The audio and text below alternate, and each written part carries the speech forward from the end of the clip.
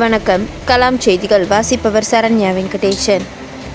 அதிமுக பொதுச் செயலாளர் எடப்பாடி பழனிசாமியின் ஆணைக்கிணங்க மதுரை மாநகர் மாவட்ட அதிமுக செயலாளரும் முன்னாள் அமைச்சருமான செல்லூர் கே. ராஜு எம்எல்ஏயின் ஆலோசனைப்படி மதுரை மாநகர் மாவட்ட மேற்கு 2ஆம் பகுதி அதிமுக சார்பில் பகுதிச் செயலாளர் ஏ. தங்கபாண்டி தலைமையில் 73, 78, 79 வட்டக்கழக கிளை கழக நிர்வாகிகள் ஆலோசனை கூட்டம் மதுரை ஜெய்ஹிந்த்புரம் ஜீவா நகர் பகுதியில் உள்ள தனியார் திருமண மண்டபத்தில் நடைபெற்றது.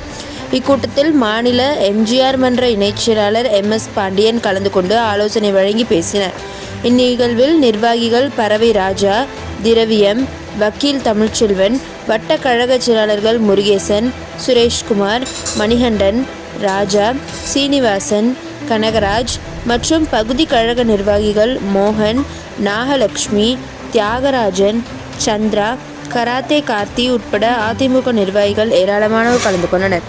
கலாம் நியூஸ் செய்திகளுக்காக மதுரை செய்தியாளர் கனகராஜ்.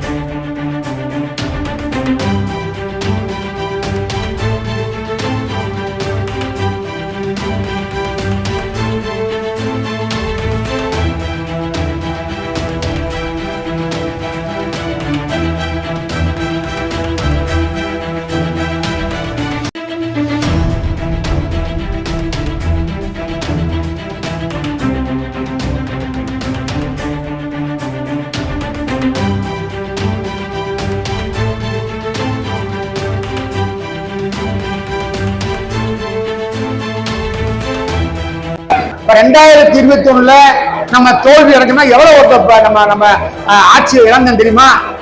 வெறும் 2 லட்சம் ஓட்டு தான்.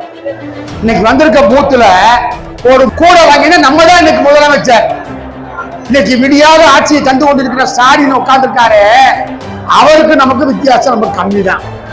இன்னைக்கு இருக்கிற விடியா திமுக அரசு, ஸ்டாலின் அரசு மேல மக்களுக்கு நிறைய அதிருப்தி. சொன்னது எதையுமே செய்யல. இங்க நிறைய பெண்கள் வந்திருக்கிறீங்க. அவர் தேர்தல் வாக்குறுதியை பெண்களுக்கு சொன்னாரு, எல்லா பெண்களுக்கும் மாசம் 1000 ரூபாய் தருவோம்னு சொன்னாரு. எல்லா பெண்களுக்கும் 1000 ரூபாய் ஸ்டாலின் கொடுத்துருக்காரா? சும்மா ஏமாற்று வேலை. சரி, மாசம் 1000 ரூபாய் ஒரு குடும்பத்துக்கு பெண்ணுக்கு கொடுத்தாங்க. இன்னைக்கு விலைவாசி எந்த அளவுக்கு விக்குது ஸ்டாலின் ஆட்சியில. இவர் கொடுக்குற 1000 ரூபாய் எந்த மூளைக்கு? நீங்க வந்திருக்க டைம் ஆகுது, நீங்க என்ன கடைக்கு போறவங்க தெரியும் உங்களுக்கு.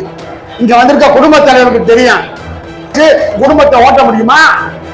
ஆக இப்படி ஒரு மோசமான ஆட்சி தான் இன்று நடந்துகிட்டு இருக்கு. மக்கள் புரிஞ்சுக்கிட்டாங்க. இன்னைக்கு பாத்தீங்கன்னா மின்சார கட்டணத்தை ஏற்க மாட்டோம்னு சொன்னாரு. இந்த 3 வருஷத்துல 3 தடவை மின்சார கட்டணத்தை ஏற்றிட்டாங்க. மக்களை பாதிப்பு. சொத்து வரி ஏற்றியாச்சு, குப்பை வரி போட்டாச்சு, சாக்கடை வரி போட்டாச்சு, என்னென்ன வரி மக்களுக்கு போடணும்னா அவ்வளவு வரியும் ஸ்டாலின் ஆட்சியில போட்டுக்கிட்டே இருக்கான். விலைவாசி கூடிக்கிட்டே இருக்கு. அது வேலைக்கு போகலன்னு சொல்லி ஏழை எளிய மக்களின் உணர்வுகளை புரிந்தவர் அருமையண்ணன் எடப்பாடியார். எனவே அப்படிப்பட்ட 2026 முதலமைச்சர் ஆனாதான் தமிழ்நாடை நம்ம காப்பாற்ற முடியும், நம்ம வருங்கால சந்ததியினரையும் காப்பாற்ற முடியும்.